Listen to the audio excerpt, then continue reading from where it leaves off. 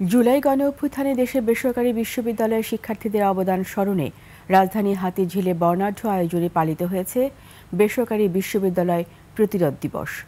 গতরাতে হাতিরঝিলে এমপি থিয়েটারে শিল্পকলা একাডেমির সহায়তায় এই অনুষ্ঠানের আয়োজন করে সংস্কৃতি বিষয়ক মন্ত্রণালয়। অনুষ্ঠানে বুয়েট ছাত্র আবরার ফাহাদ হত্যাকাণ্ড ও বেসরকারি বিশ্ববিদ্যালয়ের শিক্ষার্থীদের জুলাই আন্দোলনে গড়ে তোলার প্রতিরোধের ওপর চলচ্চিত্র প্রদর্শনী হয়। দ্রোহ ও বিজয়ের গান পরিবেশনা ও ড্রোন শোর আয়োজন উপভোগ করেন হাজারো দর্শক। এ সময় north south, BRAC, east West, daffodil, ULAB, independent, Dhaka international, prime Asia সহ অসংখ্য বিশ্ববিদ্যালয়ের শিক্ষার্থীরা উপস্থিত ছিলেন।